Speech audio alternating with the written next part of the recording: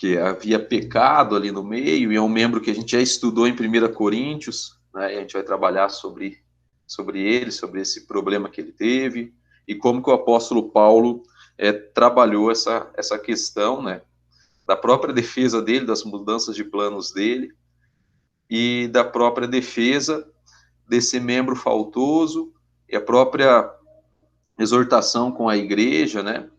Então a gente vai trabalhar um pouquinho sobre essas questões aqui. Antes de começar, eu gostaria de pedir para o Hudson Franklin fazer uma oração para nós, pode ser, grande Hudson? Opa, pode sim. Obrigado, Hudson. Pode orar, meu irmão. Vamos lá. Senhor, nós te agradecemos, Pai, por esse dia, por essa oportunidade, Senhor, de estar em comunhão, ainda que à distância, Senhor, com os irmãos. Pedimos, Senhor, que o Senhor esteja nos conduzindo nessa aula, que tudo que for falado aqui, Senhor, possa ser aplicado nos nossos corações e que tudo acabe, Senhor, para a sua glória, Deus. Oramos assim, em nome de Jesus.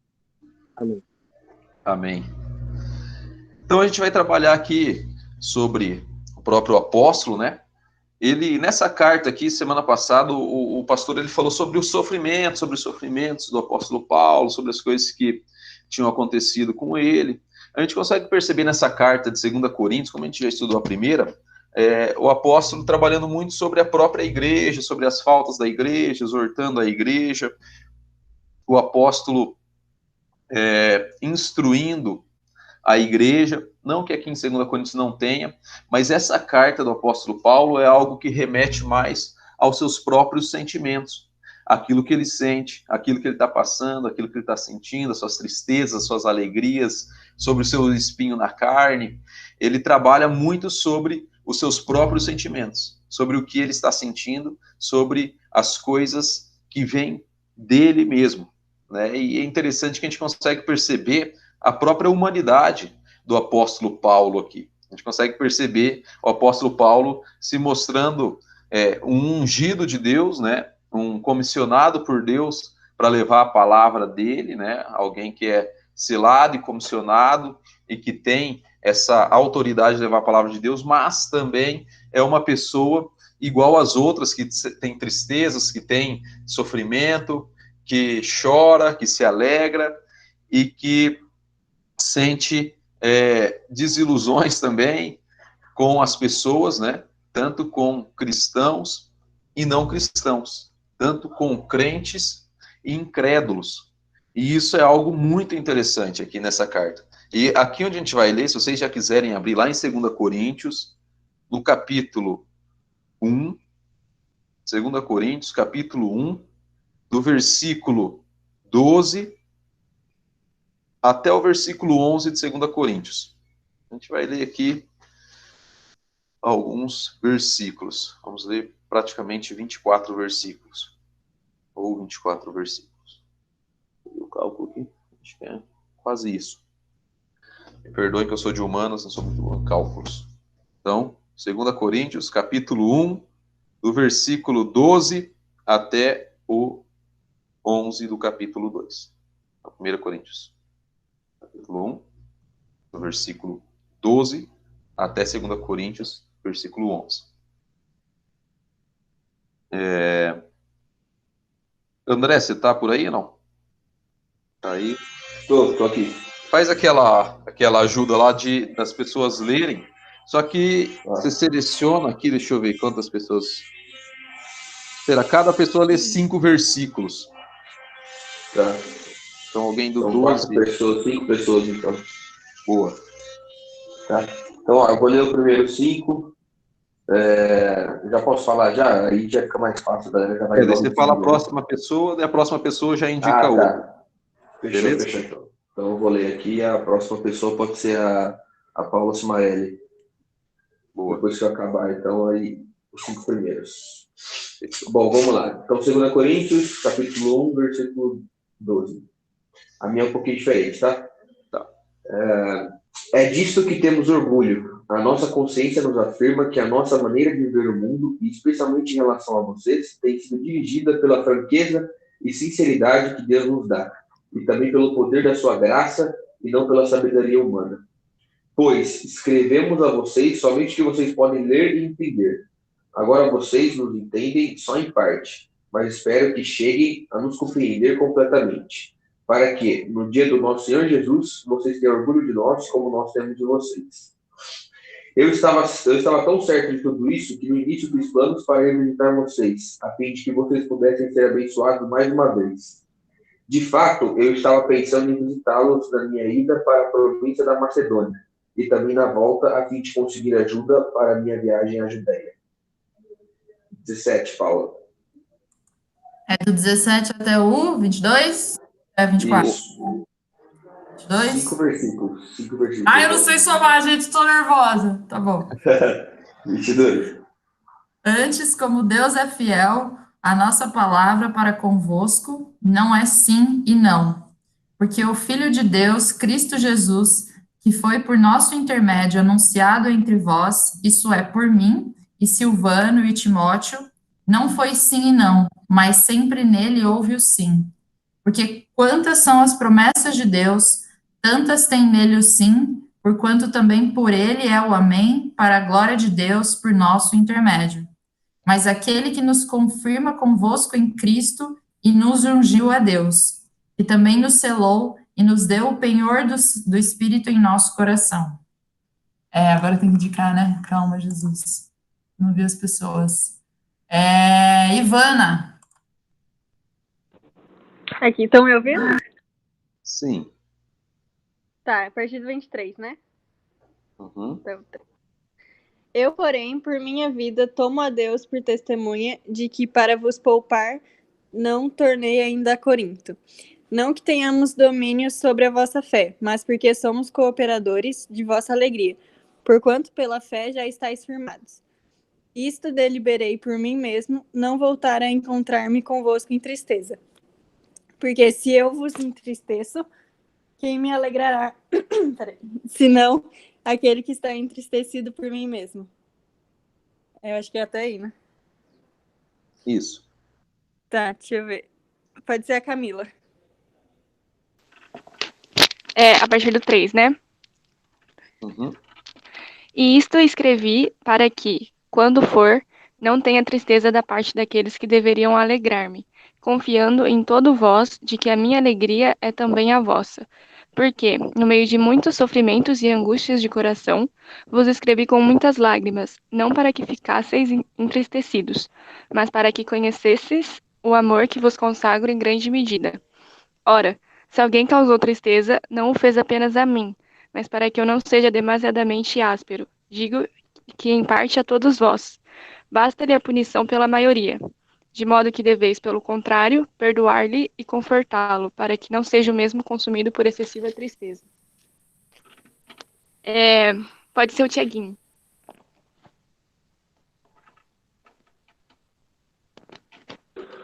Oba, tá ouvindo bem aí? Sim. Pelo que vos rogo que confirmeis para com ele o vosso amor. E foi por isso também que vos escrevi, para ter prova de que, em tudo, sois obedientes. A quem perdoais alguma coisa, também eu perdoo. Porque, de fato, o que tenho perdoado, se alguma coisa tenho perdoado, por causa de vós o fiz na presença de Cristo, para que Satanás não alcance vantagem sobre nós, pois não lhe ignoramos os desígnios. Até aí só nela. Até aí. Boa, Tiaguinho. Valeu, obrigado. Obrigado, galera, pela leitura, pela sincronia. Maravilhoso. Então, seguindo aqui a sequência, né, o apóstolo Paulo ele manda essa carta para Coríntio, né, a segunda carta, ou talvez a terceira, porque alguns estudiosos, como Simon Kistemaker e alguns outros teólogos, acreditam que tem outra carta perdida ali entre essas duas, né? Então, acredita-se que essa aqui seria a terceira carta.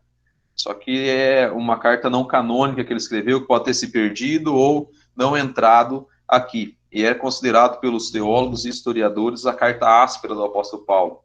É uma carta que ele mandou descendo a lenha mesmo na galera de Corinto. E o interessante é que quando o apóstolo Paulo ele começa a trabalhar a sua carta, ele começa a falar sobre uma mudança de planos.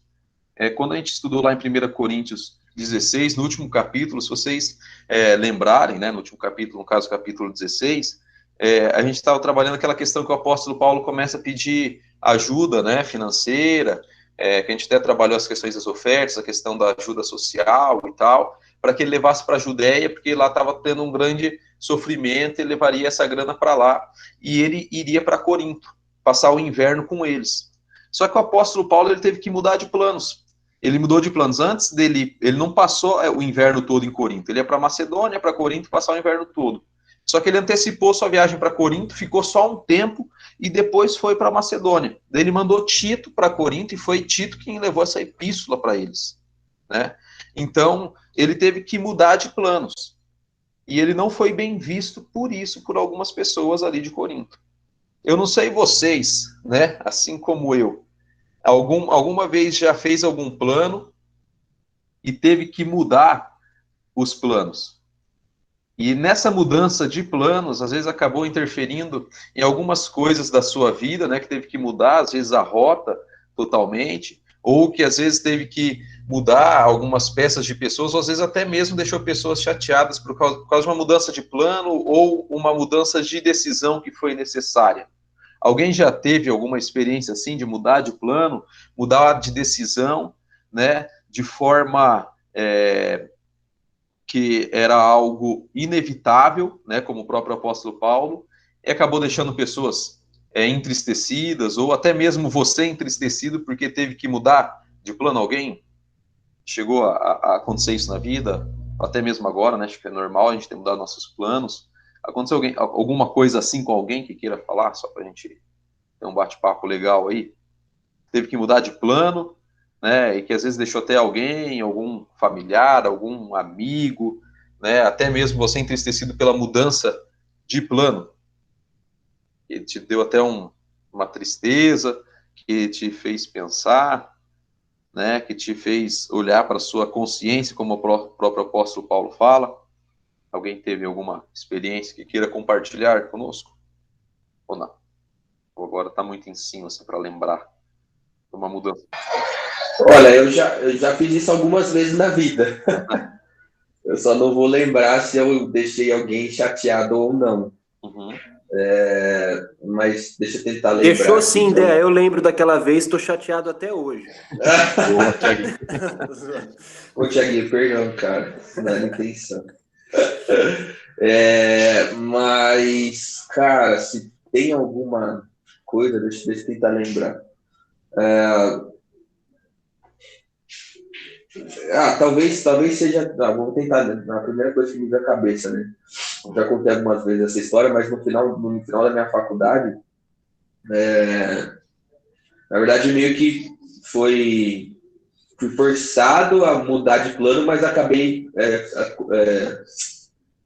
concretizando ele na minha cabeça assim e fui para frente. Tipo assim, no final da minha faculdade, é para contar? Não sei, né, como você vai falar aqui. Pode contar. Ah, tá bom. No final da minha faculdade, eu tava me formar e eu tinha que me formar de todo jeito, porque eu já estava 7 anos fazendo engenharia, falei, não, preciso me formar. E aí, no último semestre, na segunda leva de provas assim, da faculdade, eu fui mandado embora do emprego que eu estava. E aí eu fiquei um pouco chateado, e aí eu comecei a procurar emprego. Só que aí no final eu falei assim, quer saber, meu, eu não vou parar de procurar emprego e vou estudar de fato, né, para aproveitar e terminar. E aí eu tive essa mudança de plano. Eu falei assim, então eu vou mudar o meu foco. Em vez de ficar procurando emprego, ficar preocupado com a minha carreira agora no final, eu vou focar um pouco na minha faculdade só para terminar ela, entendeu? E aí foi o que aconteceu. Eu estou resumindo, tá, bastante a história. Aí eu foquei na faculdade, consegui recuperar todas as notas, e aí depois que recuperou as notas, aí eu consegui o emprego, entendeu? Então foi uma mudança de plano, assim, no meio do rolê, que eu não queria, porque eu sempre, né, tipo, tive esse negócio de carreira profissional, etc., mas aí eu falei, quer saber, eu vou focar um pouco mais na faculdade, deixo o emprego de lado um pouco. E aí fiz isso, entendeu? Deu para entender? Você foi muito programado, você teve que mudar seu foco de procurar emprego para estudar e terminar, porque senão você não ia conseguir terminar, né? E você estava fazendo engenharia, que adianta arrumar um emprego e não terminar o curso, né? Exatamente. Legal. Boa. Bom testemunho, Dé, como sempre. Alguém quer falar alguma coisa, algum plano, alguma coisa que teve que mudar? Às vezes uma decisão que tomou e deixou alguém... O André me lembrou de uma.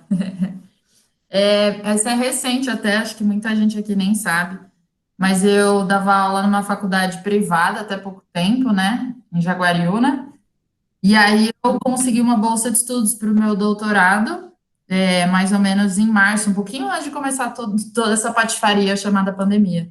E aí eu tive que pedir demissão, assim, no meio do semestre, de uma turma que eu gostava muito de dar aula, muito mesmo, e a recíproca era grande, assim, os alunos participavam, mesmo sendo sexta-feira, às 9 horas da noite.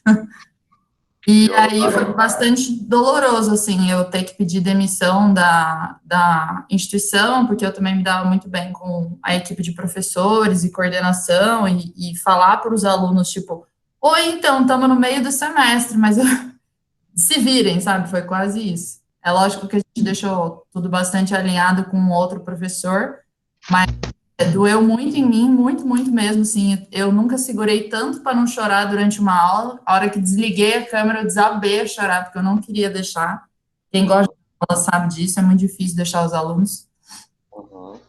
E os alunos ficaram bastante chocados, assim, alguns, né, lógico, não todos, outros desligaram a câmera e foram viver a vida deles, mas teve um pouco disso, assim, e aí deixei orientando de TCC para trás, e aí rolou essa decepçãozinha aí de algumas alunas, enfim.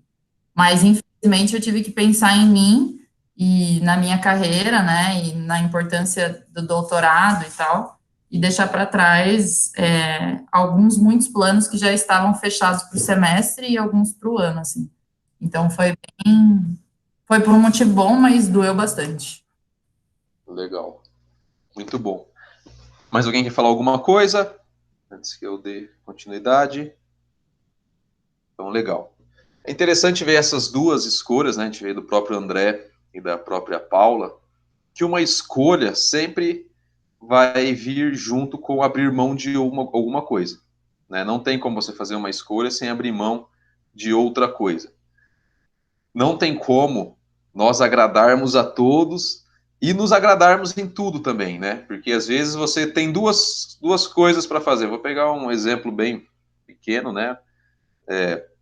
Sei lá, às vezes você tem um aniversário de um amigo e um aniversário de um parente, né? Um amigo bem próximo, um parente mais ou menos próximo, mas é parente. Às vezes você tem que abrir mão de um e de outro, falar, olha, não posso ir no seu aniversário porque eu vou em outra festa e tal.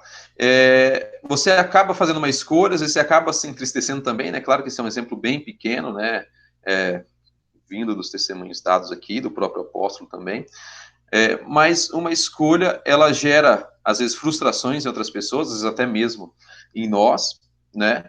Mas quando nós estamos com a nossa consciência em Deus, né? Claro que esse meu exemplo ele é bem banal, mas quando nós estamos com a nossa consciência em Deus, que nós estamos cientes que nós estamos agradando a Deus, que nossa consciência está cativa a Deus, como o próprio Lutero falou, isso nos traz tranquilidade. Porque o próprio apóstolo Paulo, quando ele começa a escrever aqui, ele fala assim, olha, porque a nossa glória é esta, o testemunho da nossa consciência, de que com a santidade e sinceridade de Deus, não por sabedoria humana, ou não com sabedoria humana, mas na graça divina temos vivido no mundo, e mais especialmente para convosco. O que o apóstolo Paulo está querendo dizer aqui? Que ele teve que mudar de planos, ele não pôde ir para Corinto, e ele começa a se justificar para a galera por que ele não foi. Porque o que começou a acontecer dentro da igreja de Corinto?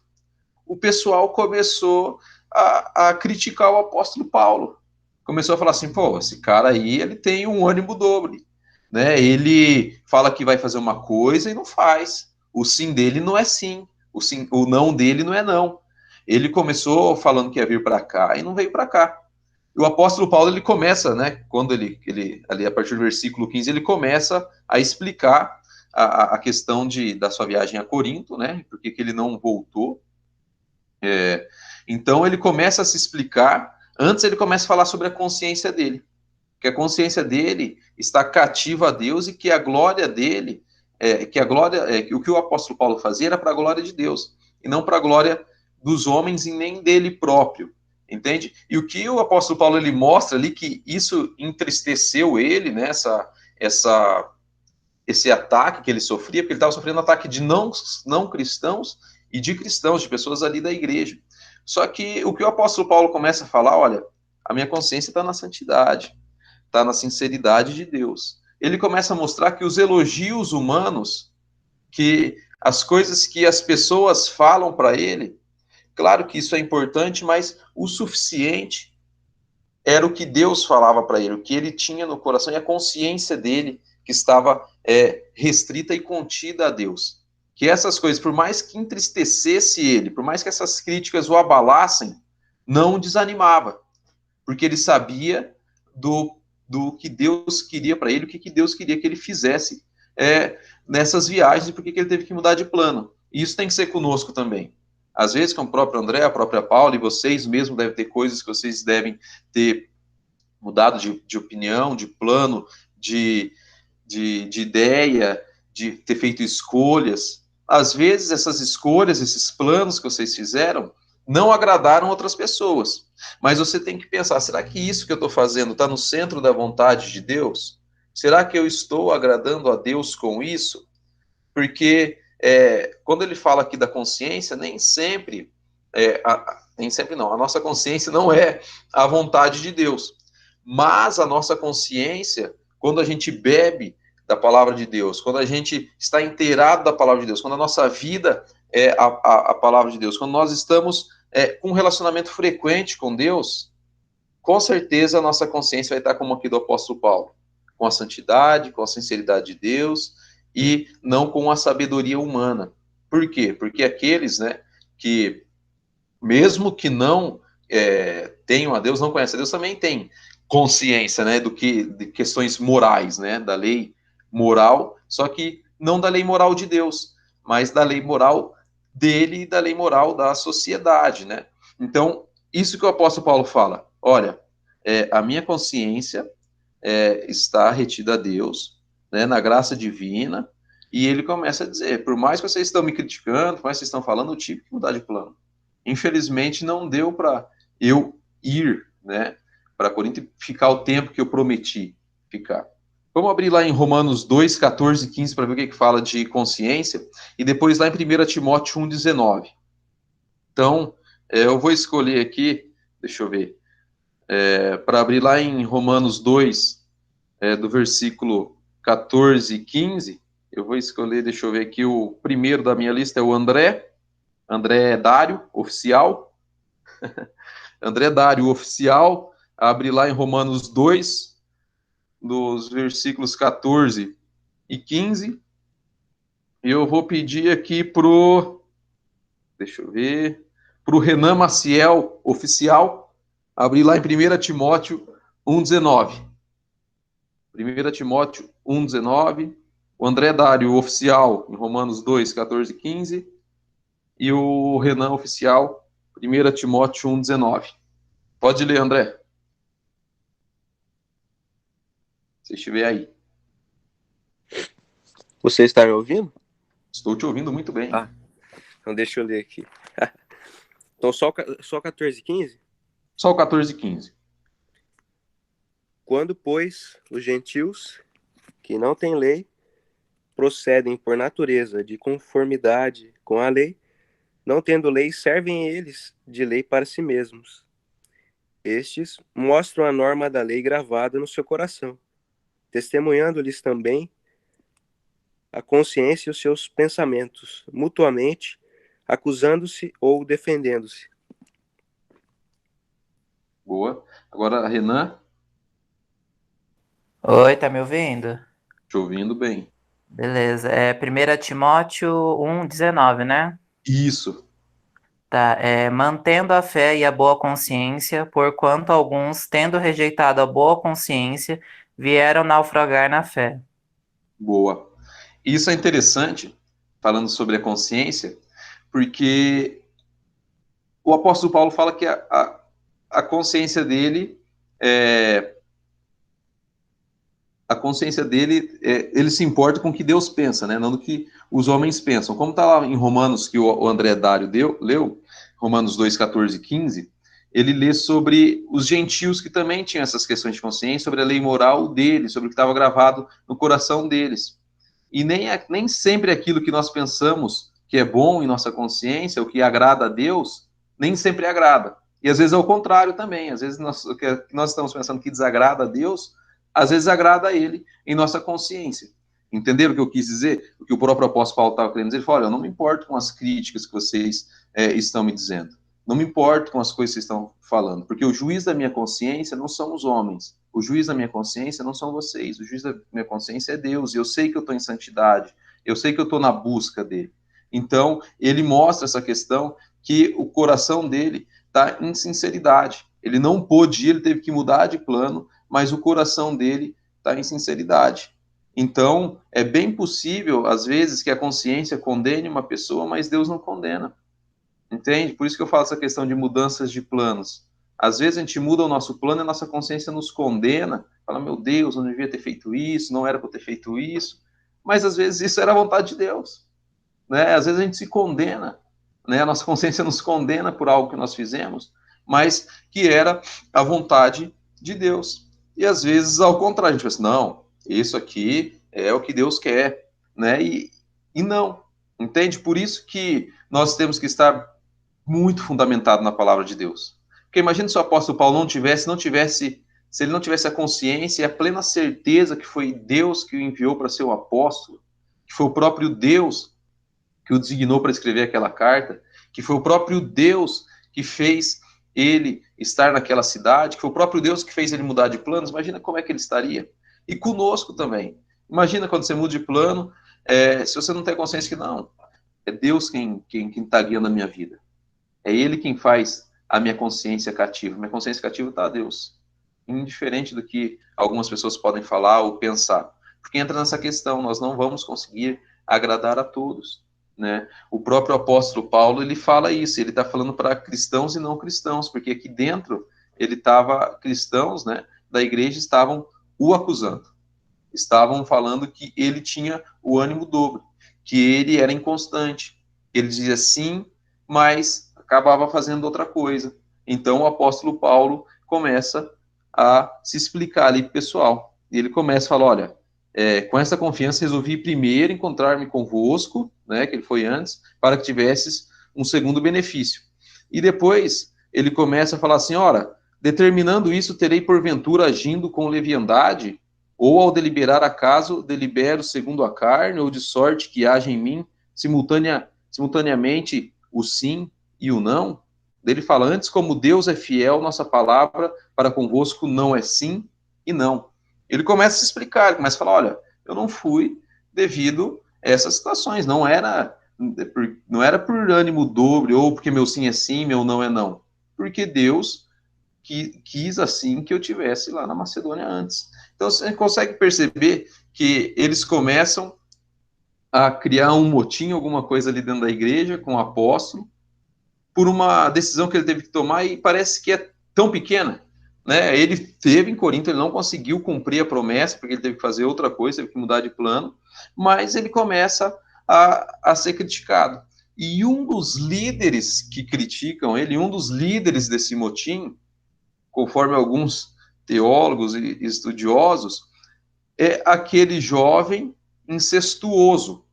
Lembram lá de 1 Coríntios 5? Aquele jovem que se relaciona com a esposa do pai? Ele se relaciona com a esposa do pai, né? Com a madrasta dele. E mesmo em Corinto, que era uma cidade perversa nessas questões sexuais e outras questões, para eles isso era um escândalo, né? Você se envolver com a esposa do seu pai. Isso não faz sentido nenhum com a sua madrasta. Então, o apóstolo Paulo, ele está sendo acusado, foi levantado um motim sobre ele com essas pessoas. Esse rapaz que era um incestuoso, né? Esse rapaz que era o líder, de certa forma, ali do mal, começa a fazer esse motim e se levantar contra ele. Então, ele começa se defendendo, né? Ele começa falando, olha, depois ele continua falando, ó, mas aquele que nos confirma, né, no versículo 21, convosco em Cristo, e nos ungiu, é Deus. Então ele começa a falar que foi Deus quem o ungiu. E se a gente for ver lá no Antigo Testamento, quem que eram os ungidos, né? Os reis, os profetas e os sacerdotes. Por quê? Porque eles eram comissionados a levar a palavra de Deus, ou eram comissionados a ser representantes de Deus, né? Porque o profeta que era comissionado a levar a palavra. Mas esses três, eles eram comissionados de Deus. E o apóstolo Paulo, dizendo que ele era ungido de Deus, ele era comissionado por Deus, de levar a palavra de Deus, de plantar a igreja. E algo muito interessante aqui, que o apóstolo Paulo, o pessoal de Corinto começa a duvidar até do apostolado do Paulo. Ele tem que começar a defender, falando, não, quem me ungiu foi Deus. Quem me selou foi Deus. Ele começa a se defender até do seu próprio apostolado. E isso é interessante, né, de se pensar. Ele começa a defender, não, minha consciência está cativa a Deus, não, o que vocês pensam, voltando lá no versículo 12. E outra coisa, quem me ungiu foi Deus. E quando nós pensarmos em nós também, quem nos ungiu foi Deus. Quem nos comissionou para fazer as nossas coisas foi o próprio Deus. Se você está no seu trabalho, na sua faculdade, na sua igreja, na sua família, quem te ungiu, quem te comissionou foi Deus. Não importando o que as outras pessoas pensam ou falem de algumas decisões ou opiniões que nós temos que tomar. Claro que eu estou falando de decisões, opiniões e planos, mudança de planos, cativas à vontade de Deus e que a nossa consciência esteja tranquila com Deus. Não estou falando de você tomar uma atitude errada e fazer algo errado e não pedir perdão, porque o apóstolo Paulo, ele está trabalhando essas duas questões, né? Depois a gente vai ver ali no capítulo 2, versículo 5, ele começa a falar sobre aquele que é impenitente, né? Que desse jovem incestuoso, ele começa a falar sobre a exortação sobre ele, né? E ele começa a se defender também. Então, ele não está falando assim, olha, você pode fazer qualquer coisa, você não tem que ligar para as críticas das pessoas, ou até mesmo que diz hoje, você tem que ser feliz, seguir o seu coração, não importa o que você faz, você tem que ser feliz, você tem que seguir o seu caminho. Não é isso que o apóstolo Paulo está fazendo. Ele está se defendendo porque ele sabe que o que ele está fazendo foi comissionado por Deus. E ele está escrevendo aquilo, ele não está entrando também em debate, ele escreve aquilo e acabou. Entendeu? Olha, eu fiz isso, ele está se explicando, né? E pronto. Minha consciência está cativa a Deus, eu sou ungido por Deus, foi Deus que me comissionou e me colocou aqui. E essa certeza que nós temos que ter. Porque às vezes nos abalam muitas coisas que acontecem na nossa vida. Planos que a gente muda, decisões que nós tomamos, muitas vezes nos abalam. O que não pode acontecer é nós desanimarmos. Esse é o grande problema. A nossa questão é ter bom ânimo. E é o que o próprio Jesus ele fala, né? Eu até tenho um blog lá de um amigo, uma página lá que é Mente Esperança, estou fazendo um merchan, se quiserem seguir, falando sobre esperança, e foi uma das devocionais, uma das reflexões que eu trouxe, que era sobre ter bom ânimo.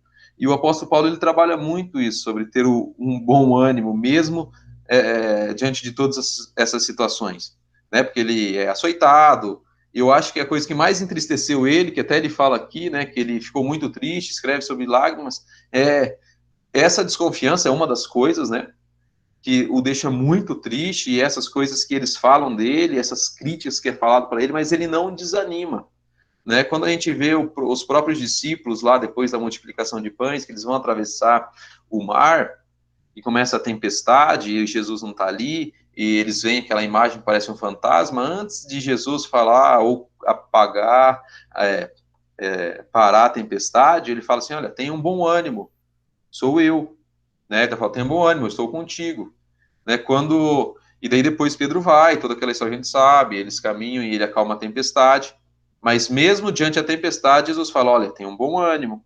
Quando aquela mulher que tinha o fluxo de sangue, ficou 14 anos sem conseguir cura, gastou todos os seus recursos, ela toca na orla das vestes de Jesus, e quando Jesus a cura, fala assim, olha, tenha bom ânimo, a sua fé te salvou.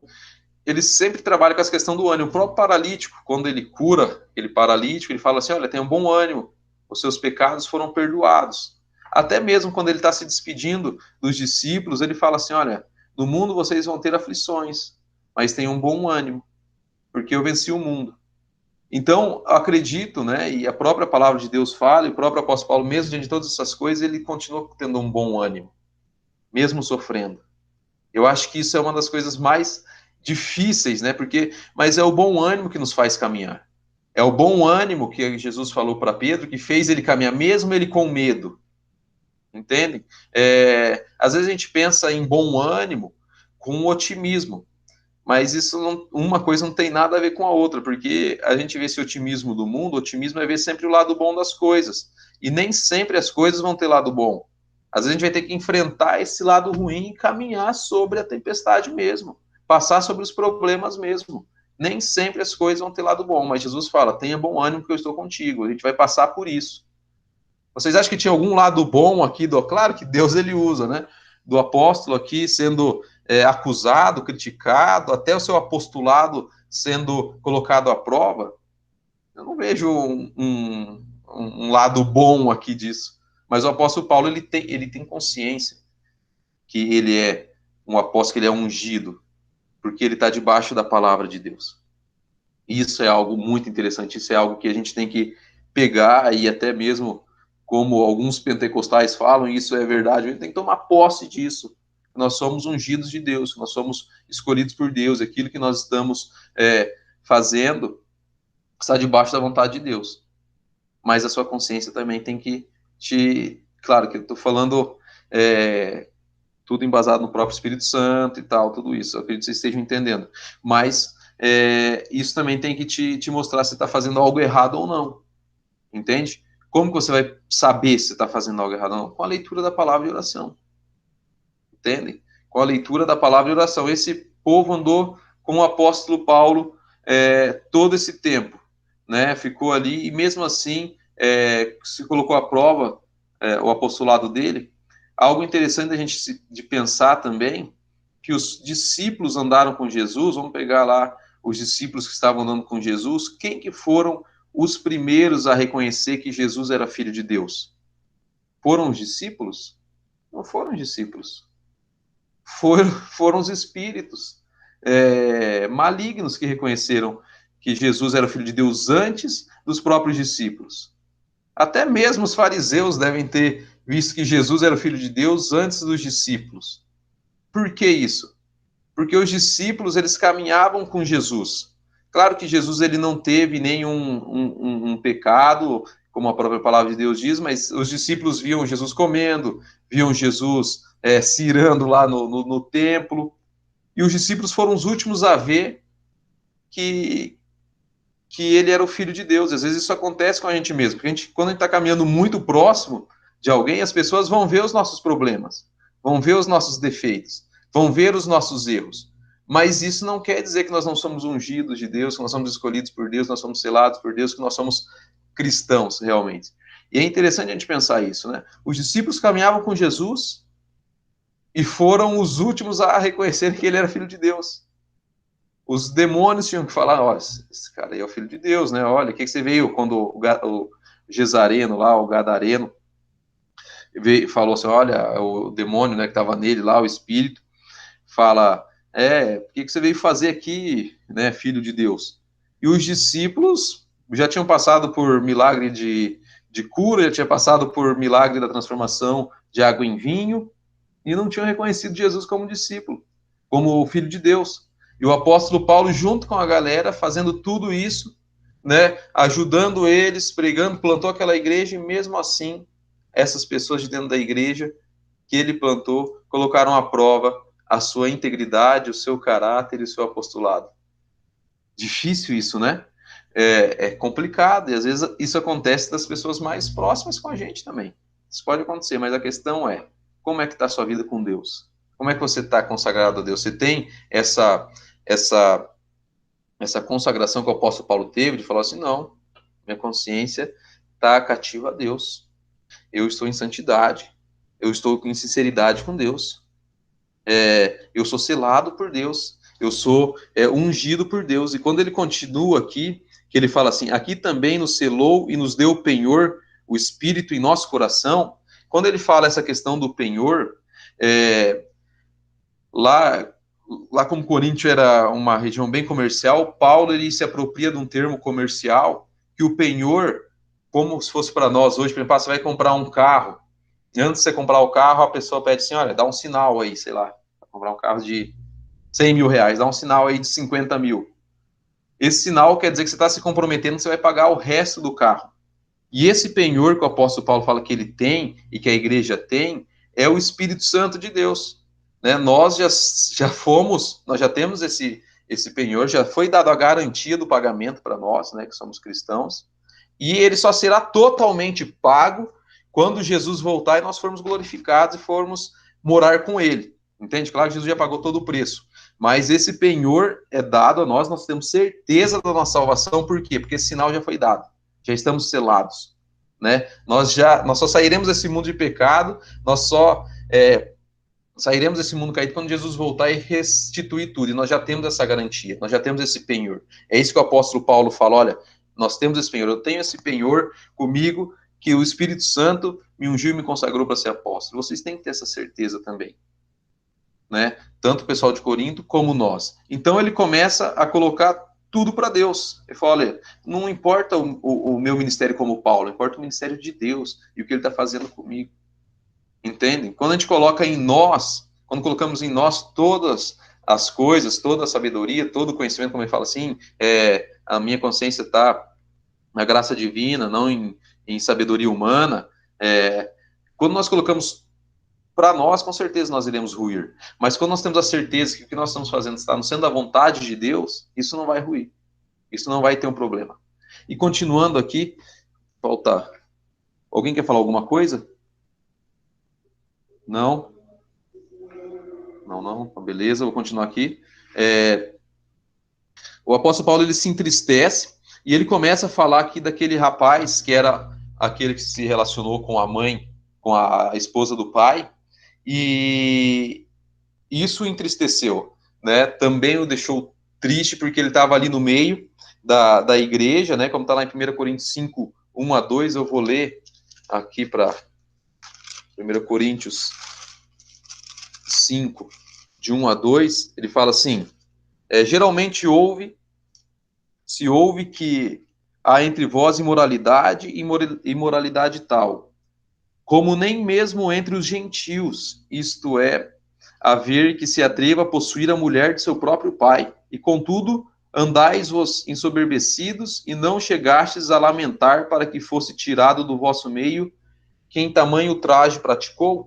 O apóstolo Paulo, ele começa a falar aqui sobre essa questão do pecado, que até para o povo de Corinto, até para os gentios, isso era algo impensado, dentro da igreja de Corinto estava acontecendo, e o pessoal não estava nem ainda, eles estavam se ensoberbecendo. O apóstolo Paulo escreve essa carta com tristeza, e o que mais deixa triste, o que mais tem que deixar triste os cristãos, e os obreiros, os pastores, os diáconos, e os jovens da UMP, não é a perseguição, não é as críticas, não é as coisas que as pessoas falam, não é o que o próprio apóstolo Paulo estava, não era as surras que ele levava, não era a prisão que ele tinha, mas era o pecado que tinha dentro da igreja, e que as pessoas, né, o próprio pecador, ou que as pessoas que estavam dentro da igreja, não davam a devida importância a isso, não chorava com o pecado, não chora com o pecado, não se entristece com o pecado. E é isso que o apóstolo Paulo fala, e quando a gente peca, ele estava falando, ele pecou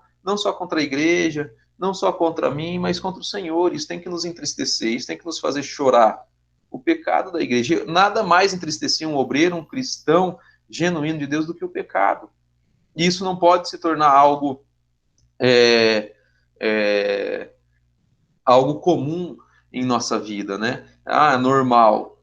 Claro que nós iremos pecar, mas não tem que ser algo normal, é um deslize, um erro, né? E tem que ter arrependimento. O apóstolo Paulo, ele fala desse jovem, né, que tem que ter esse acompanhamento com ele, que ele fala essa questão da disciplina, né? Ele fala assim, olha, no capítulo 2, versículo 5, ora, se alguém causou tristeza, não fez apenas a mim, né, aquilo que eu estava falando para Deus, mas para que eu não seja demasiadamente áspero, digo que em parte a todos vós basta-lhe a punição pela maioria.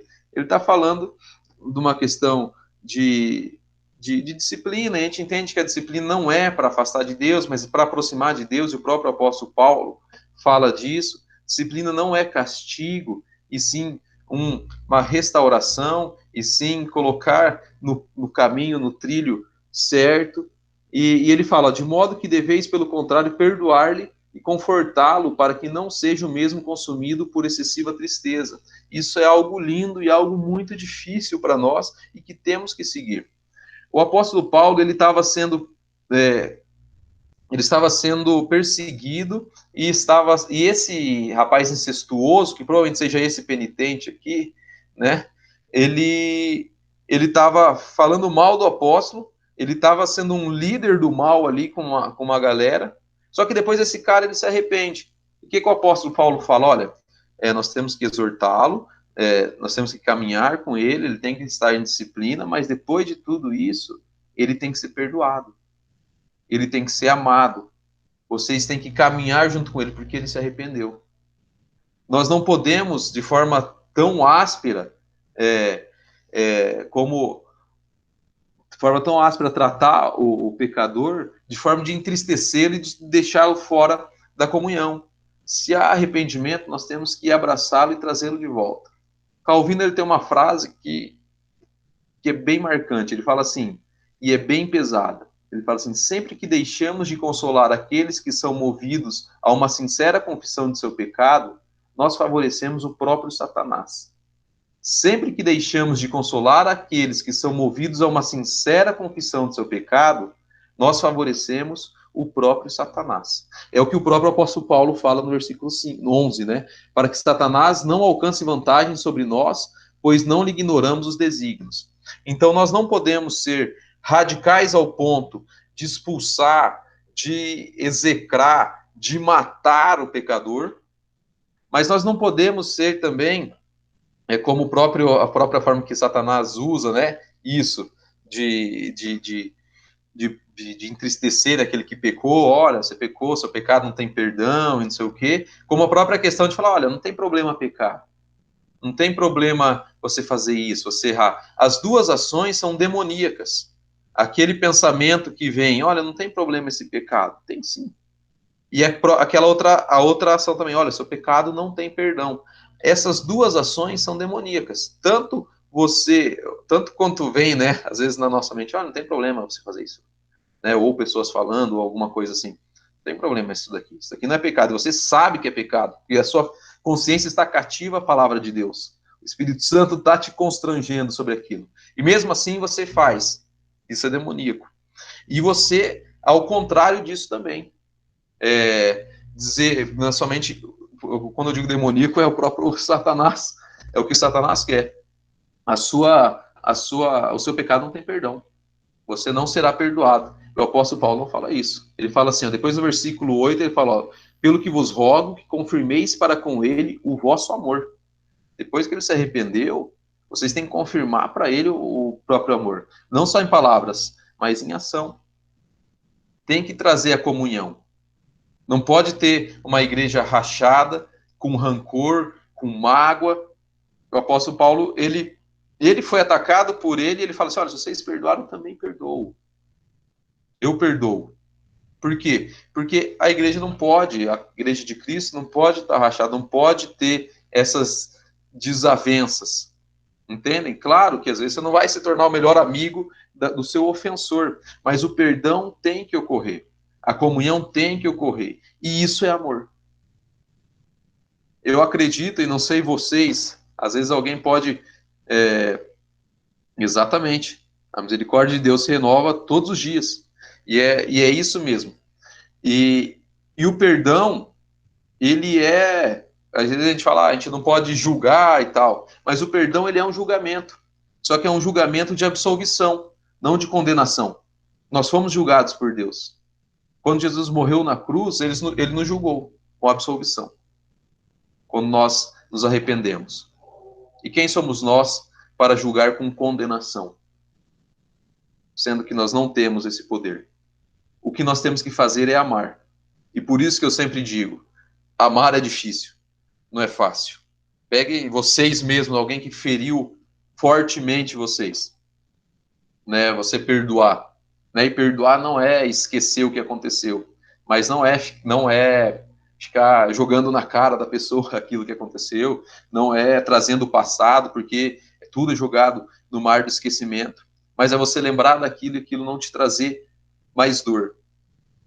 E perdão, né, e aqui, isso que o apóstolo Paulo está falando aqui, da igreja perdoar e trazer, né, e consolar, e exortar, e caminhar junto, né, por isso que ele fala a questão da própria disciplina e disciplina correta, né, que não é aquela igreja radical que execra, mas é aquela igreja que tem entendimento que um pecado é algo contra Deus e que fere o coração de Deus, e tem que fazer a igreja chorar, entende? Porque a nossa igreja, a cabeça da nossa igreja é Jesus Cristo, e quem leva a nossa igreja, e quem conduz a nossa igreja é o Espírito Santo.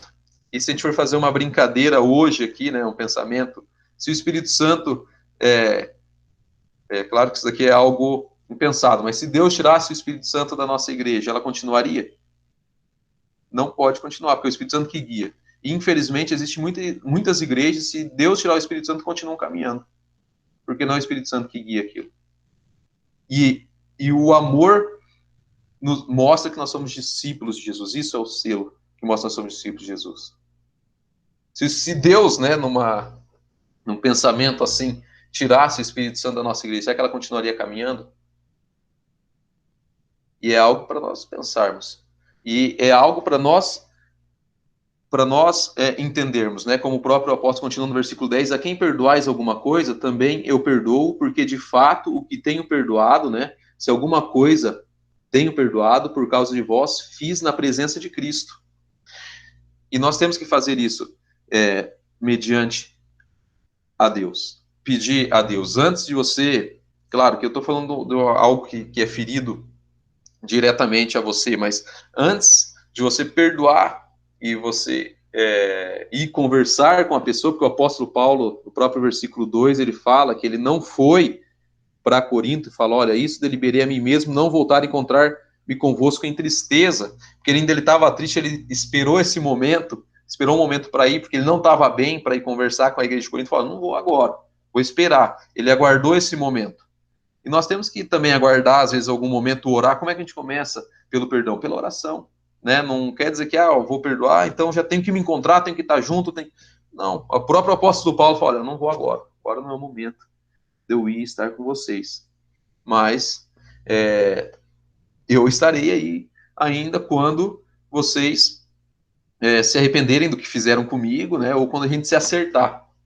Então, isso é muito interessante. Às vezes, até dentro da nossa própria casa, né? Quantas vezes não acontece alguém fala alguma coisa para você, você não responde na hora para não pecar ou para não responder de forma áspera, fala, não, agora não é hora, não quero falar, não quero conversar, quero ficar na minha, quero ficar tranquilo. Isso é algo certo de se fazer.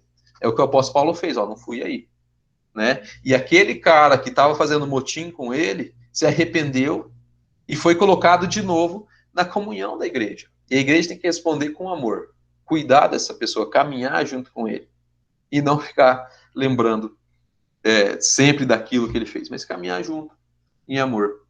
E o amor é algo mais difícil da Bíblia e é o dom supremo de Deus. Porque entra na própria questão que se você ama, você consegue perdoar, né? E isso é muito difícil, né?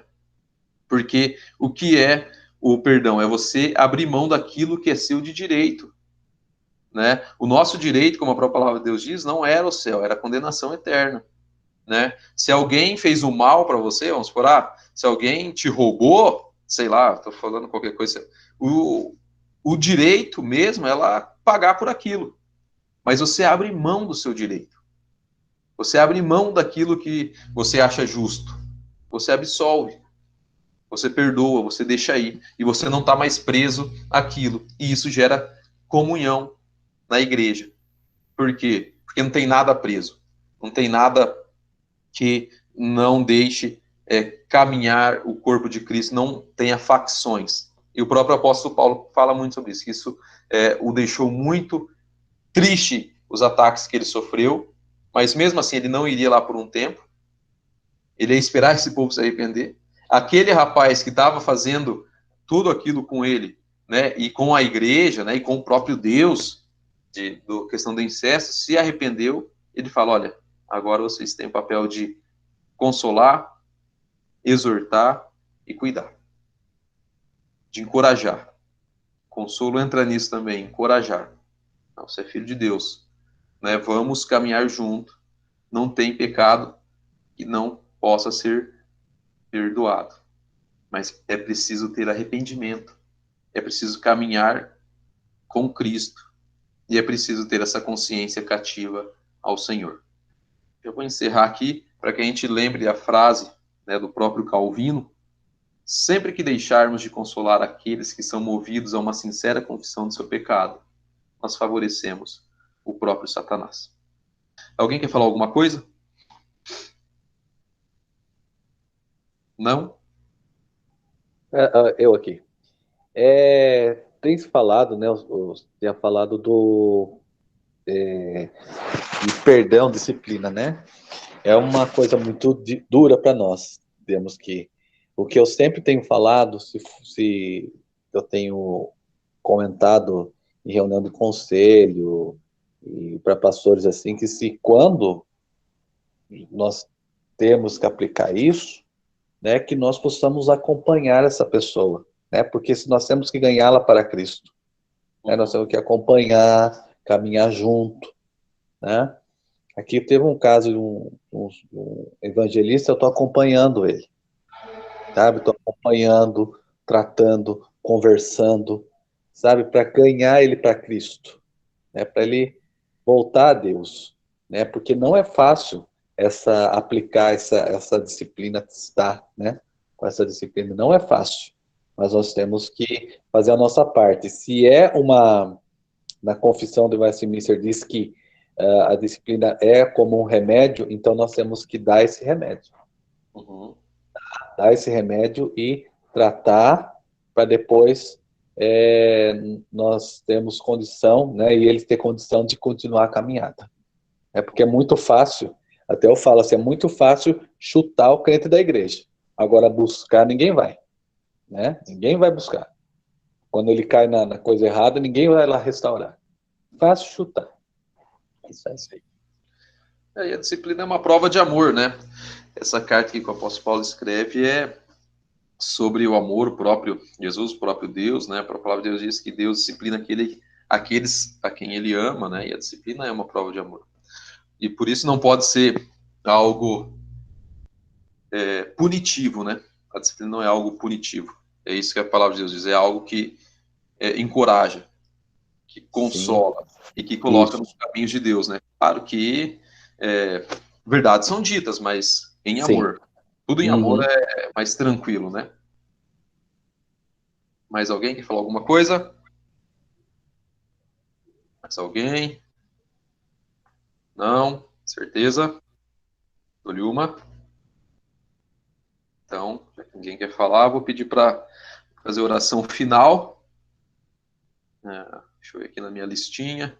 Quem não orou ainda? Vou pedir para o Helber. Pode ser, Helber? O Nathan saiu para não orar. Helber, tá aí? Fala, Vaso. Fala, Vaso. Tudo bem? Bem, e você? Bem, graças a Deus. Você pode orar para nós, cara? Posso? Obrigado. Vamos lá. Deus bondoso, graças te damos, Senhor, porque o Senhor nos concedeu mais um dia de vida. Te pedimos, Senhor, que o Senhor nos abençoe e nos mostre, Senhor, a tua vontade. Te agradecemos, Senhor, porque o Senhor falou conosco hoje, o Senhor nos deu a porção da tua palavra, o Senhor nos deu o entendimento daquilo que o Senhor nos diz sobre o perdão, sobre seguir o teu caminho, Senhor. E nós te agradecemos, Senhor, porque cada um que está aqui, né, presente, assistindo, está disposto, está com saudade, Senhor, do nosso retorno, e nós te agradecemos por cada vida, Senhor, também. Muito obrigado, Deus, por tudo, abençoe o nosso domingo, que nós possamos permanecer sempre em frente, sempre caminhando contigo, Deus. Muito obrigado por tudo, obrigado pela vida do Alan. O Alan tem sido bênção na nossa vida, e nós te agradecemos pela vida dele, pela vida da Mariana, e que o Senhor permaneça cuidando dele, onde ele esteja, e também a Mariana. Muito obrigado, Deus, por tudo. No nome de Jesus nós oramos e te agradecemos. Amém. Amém. Obrigado. Tem algum recado da diretoria? Tem recadinho. Galera, presta atenção, hein? Hoje, dois recados. Hoje é o último dia para fazer o pedido da camiseta, tá?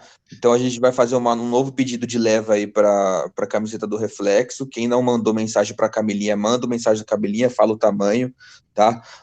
Mesmo valor de sempre, R$35, tá? E hoje é o último dia. A partir desse dia, e depois a gente só vai pedir sei lá quando. Então aproveita aí, tá? E outro recado muito importante, fica atento no Instagram que hoje vai ter um sorteio, tá?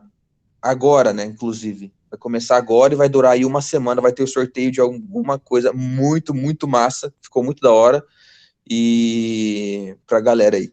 Fechou? É só isso. Acho que é isso, né, Camilinha? Rebeca também não lembrou mais nada. Acho que sim, mas acho que a gente vai falar agora, né, o que é o sorteio. Isso, vai falar. Vou falar aqui agora aqui ou no Instagram? Falar aqui Instagram, pro não pessoal ir lá. Instagram, não, o povo não vai no Instagram, não. Então tá bom, então vai todo mundo pro Instagram. Se falar que o pessoal vai no Insta. Então corre no Instagram lá, o seu Reflexo, vai ter um sorteio e é isso aí. Valeu. Só isso? Só isso. Muito obrigado, galera. Bom domingo, bom almoço. Tamo junto com aquela macarronada. Mentira. Mas comer o que tiver aí. Churrasco é bom. Valeu, galera. Bom dia, bom Valeu, domingo a todos. Valeu, galera. Saudade de todo mundo. Bom domingo para vocês. Obrigado. Bom domingo a todos. Valeu, Deus abençoe. saudades. Bom domingo. Deus abençoe.